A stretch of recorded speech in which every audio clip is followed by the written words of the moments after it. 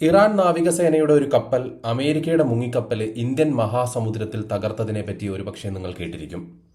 India ക്ഷണിച്ചിട്ട് Milan 2026 നാവിക ഇവന്റിലേക്ക് പങ്കെടുക്കാൻ വന്ന ഇറാൻ കപ്പലിനെ ട്രാപ്പ് ചെയ്യാൻ ഇന്ത്യ കൂട്ടുനിന്നു എന്ന് തുടങ്ങി ഈ സംഭവം ഇന്ത്യൻ നാവികസേനയുടെ ജാഗ്രത കുറവ് കൊണ്ടാണ് എന്നുവരെ അഭിപ്രായങ്ങൾ പറയുന്നവരുണ്ട്. ഇനി ഇതിന്റെ റിയാലിറ്റി എന്താണെന്ന് നോക്കാം.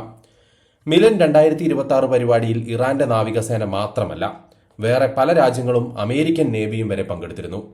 പരിപാടി നടക്കുമ്പോൾ യുദ്ധം തുടങ്ങിയിരുന്നില്ല എന്നുള്ളതാണ് റിയാലിറ്റി. അതിനർത്ഥം ഇരു കൂട്ടരെയും ഇന്ത്യ അതിനും വളരെ മുൻപേ തന്നെ പരിപാടിയിൽ പങ്കെടുക്കാൻ വേണ്ടി ക്ഷണിച്ചിട്ടുമുണ്ടായിരിക്കും. മാസങ്ങൾക്ക് മുന്നേ ഇറാന്റെ ഒരു അപ്രസക്തമായ കപ്പലിനെ കൃത്യമായി യുദ്ധം തുടങ്ങുന്ന ഡേറ്റ് കണക്കാക്കി വിളിച്ചു വരുത്തി ട്രാപ്പ് ചെയ്യണമെങ്കിൽ ഇന്ത്യക്ക് ഇസ്രായേലിന്റെയും അമേരിക്കയുടെയും വാർ പ്ലാനിംഗ് റൂമിലേക്ക് ആക്സസ് ഉണ്ടാവണം. അല്ലെങ്കിൽ കബഡി നിരത്തി ഗണിക്കാനുള്ള കഴിവ് വേണം. മിലൻ 2026 എന്ന പരിപാടി കഴിഞ്ഞ് 8 ദിവസം കഴിഞ്ഞാണ് ഈ സംഭവം നടന്നത്. ഇറാന്റെ കപ്പലിലെ ക്യാപ്റ്റന്റെ കണ്ണിലൂടെ നോക്കിയാൽ ഓപ്ഷൻസ് രണ്ടാണ്. ഒന്നുകിൽ ഇന്ത്യൻ തീരത്ത് നങ്കൂരമിട്ട് നമ്മുടെ സംരക്ഷണത്തിൽ കിടക്കാം, ആക്രമിക്കപ്പെടാതെ. അല്ലെങ്കിൽ യുദ്ധം നടക്കുമ്പോൾ സ്വന്തം രാജ്യത്തെ സംരക്ഷിക്കാൻ എത്രയും പെട്ടെന്ന് യുദ്ധരംഗത്തേക്ക് തിരിച്ചു പോകാം. അന്താരാഷ്ട്ര സമുദ്രത്തിൽ ആക്രമിക്കപ്പെട്ടേക്കാമെന്ന റിസ്ക് തിരിച്ചറിഞ്ഞ് തന്നെ ആവണം അയാൾ കപ്പൽ ഇന്ത്യൻ തീരത്ത് നിന്ന് എടുത്തുകൊണ്ടുപോയത്. ഒരുപക്ഷെ ഇത്ര ദൂരത്തൊരു അമേരിക്കൻ ആക്രമണം ഈ പറയുന്ന ക്യാപ്റ്റൻ പ്രതീക്ഷിച്ചിട്ടുണ്ടാവാൻ സാധ്യതയില്ല. എന്തായാലും പേര് ഇന്ത്യൻ ഓഷൻ എന്നാണെങ്കിലും 75 മില്യൺ സ്ക്വയർ കിലോമീറ്റർ വ്യാപിച്ചു കിടക്കുന്ന മുഴുവൻ സമുദ്രവും ഇന്ത്യൻ നേവിയുടെ ഉത്തരവാദിത്തത്തിൽ ഉള്ള ഒന്നല്ല. ഇന്ത്യൻ തീരത്തിനോട് അടുത്ത് കിടക്കുന്ന എക്സ്ക്ലൂസീവ് എക്കണോമിക് സോണിൽ മാത്രമേ നമ്മൾക്ക് നിയന്ത്രണമുള്ളൂ. അങ്ങനെ നോക്കിയാൽ അമേരിക്കൻ നേവി ഇറാന്റെ കപ്പൽ ഇന്ത്യൻ നിയന്ത്രിത മേഖല വിടാൻ ദിവസങ്ങളോളം കാത്തിരുന്ന ശേഷമാണ് ആക്രമിച്ചത് എന്ന് കാണാൻ സാധിക്കും. ഒരുപക്ഷെ ശ്രീലങ്കൻ ഭാഗത്തു നിന്ന് തിരിച്ച് കൊച്ചിയിൽ വന്ന് ഇന്ധനം നിറച്ച് ഇന്ത്യൻ തീരം ചേർന്ന് പാകിസ്ഥാൻ വഴി ഗൾഫിലേക്ക് നീങ്ങിയാൽ ഇറാൻ കപ്പലിനെ ആക്രമിക്കാനുള്ള അവസരം നഷ്ടപ്പെടുമെന്ന് അമേരിക്ക മുൻകൂട്ടി കണ്ടിട്ടുണ്ടായിരിക്കാം. അതിന്റെ പുറത്തായിരിക്കാം ആക്രമിച്ചത്. അല്ലെങ്കിൽ കൂടുതൽ ആഴക്കടലിലേക്ക് നീങ്ങും മുൻപേ ശ്രീലങ്കൻ നേവിക്ക് പറ്റുന്നവരെ രക്ഷപ്പെടുത്താൻ അവസരം നൽകിക്കൊണ്ട് ഈ സ്പോട്ട് ആക്രമണത്തിന് അമേരിക്കൻ അന്തർവാഹിനി തെരഞ്ഞെടുത്തതുമാവാം. നമ്മൾക്കിതെല്ലാം തന്നെയും ഊഹിക്കാൻ മാത്രമേ സാധിക്കൂ. ഒടുവിലായി ഇന്ത്യൻ നേവിക്ക് ചുറ്റും നടക്കുന്ന ഈ സംഭവങ്ങളൊക്കെ റിയൽ ടൈമിൽ അറിയേണ്ടതല്ലേ എന്ന ഒരു വാദമുണ്ട്. ഇന്ത്യൻ നേവി ഇത് അറിഞ്ഞില്ല എന്ന് നമുക്കെങ്ങനെയാണ് ഉറപ്പിച്ചു പറയാൻ സാധിക്കുക?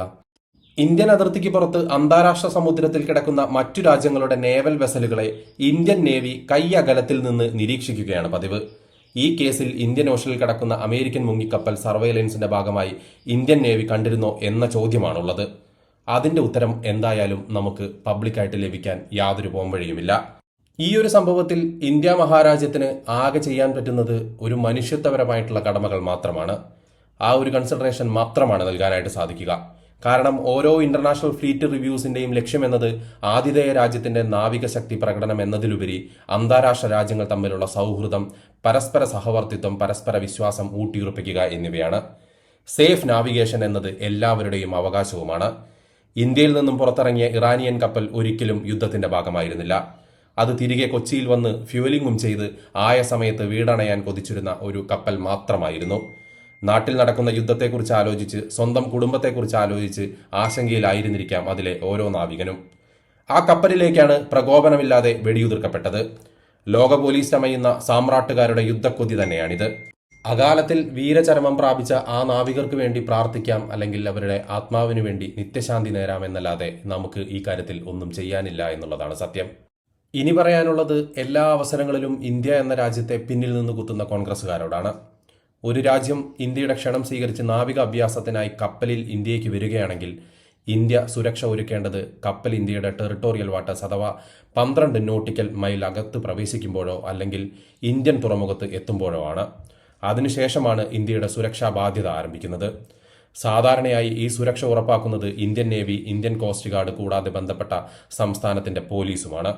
ഇന്ത്യയുടെ സുരക്ഷാ ബാധ്യത സാധാരണയായി ഇവിടെ വരെ മാത്രമാണ്.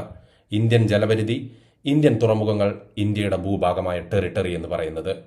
അതിനപ്പുറം ആ രാജ്യത്തിന്റെ കപ്പലിനെ അവരുടെ രാജ്യത്തേക്ക് തിരിച്ചു കൊണ്ടുപോകാൻ ഇന്ത്യക്ക് നിയമപരമായ യാതൊരു ബാധ്യതയുമില്ല. യുണൈറ്റഡ് സ്റ്റേറ്റ്സ് ഇറാന്റെ കപ്പൽ മുക്കിയ സംഭവം നടന്നത് അന്താരാഷ്ട്ര ജലങ്ങളിലാണ്. അത് ഇന്ത്യയുടെ ടെറിട്ടോറിയൽ വാട്ടേഴ്സ് അല്ല, ഇന്ത്യയുടെ നാവിക നിയന്ത്രണത്തിലുള്ള മേഖലയുമല്ല അത്. അതിനാൽ ഒരു രാജ്യത്തിന്റെ നാവികസേന മറ്റൊരു രാജ്യത്തിന്റെ കപ്പലിനെ ആക്രമിച്ചാൽ അത് തടയേണ്ട ഉത്തരവാദിത്തം ഇന്ത്യക്കില്ല. അങ്ങനെ ഇടപെട്ടാൽ അത് ഇന്ത്യ നേരിട്ട് സംഘർഷത്തിലേക്ക് കടക്കുന്നതിന് തുല്യമായി മാറും. ഒരുപക്ഷെ ഇന്ത്യ ഇറാന്റെ സഖ്യകക്ഷിയായി പ്രവർത്തിച്ചെന്ന പോലെ പോലും അന്താരാഷ്ട്ര തലത്തിൽ മാനങ്ങൾ വന്നേക്കാം. അതുകൊണ്ട് തന്നെ അത്തരമൊരു സാഹചര്യത്തിൽ ഇന്ത്യൻ നേവിക്ക് ദൃക്സാക്ഷിയായി മാത്രം നിലകൊള്ളാനാണ് സാധിക്കുക.